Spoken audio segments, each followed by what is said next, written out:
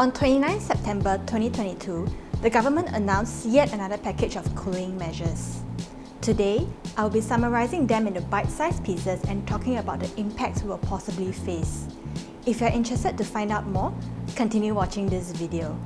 First, for HDB buyers, the loan-to-value limit will be lowered from 85% to 80%.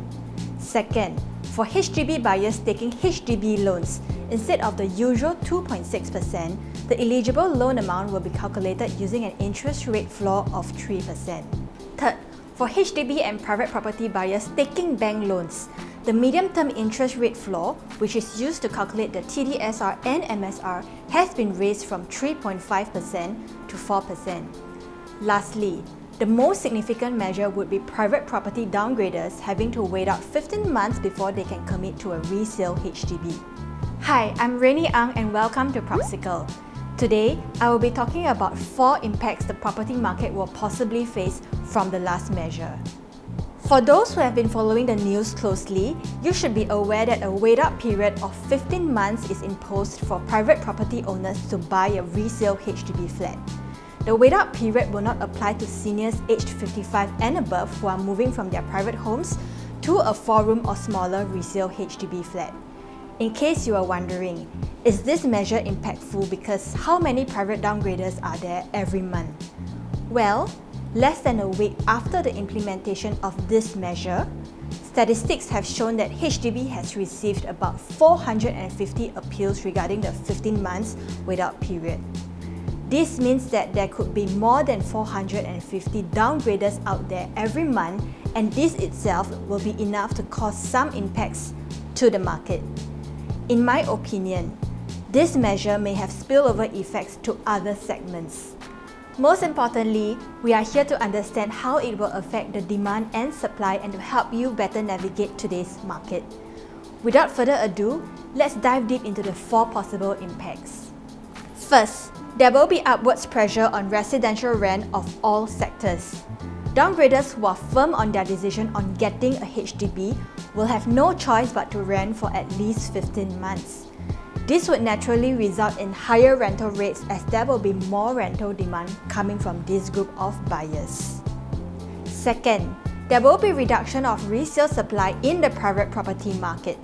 Singaporeans generally do not like renting unless forced into a situation which they have no choice but to rent.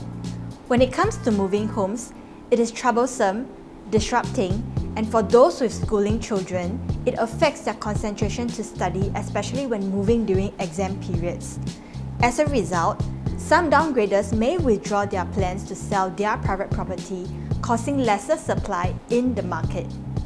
Does this mean that demand will continue to outweigh the supply in the private property sector? There are many factors that will affect the prices of both HDB and private. If you are unsure on what to do in the current situation, you can reach out to me to understand what is the best move for you. Third, prices of EC resale may have a possibility of price increment.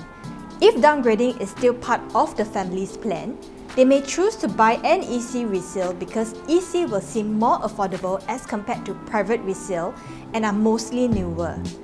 By choosing the EC resale, downgraders need not wait out and rent for 15 months. This may result in more demand for EC resale and inch up the prices of this sector. Fourth, en bloc owners are likely affected if they had plans to downgrade to HDBs. They may choose not to agree to an en bloc exercise anymore, resulting in lesser options for developers, and the land bank in Singapore may be reduced, resulting in lesser supply in the new homes sector.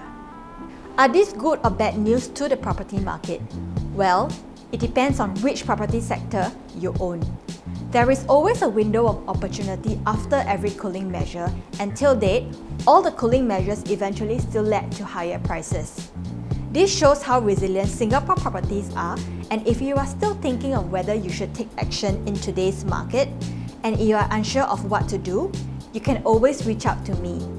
Feel free to contact me at the following platforms if you have any further questions.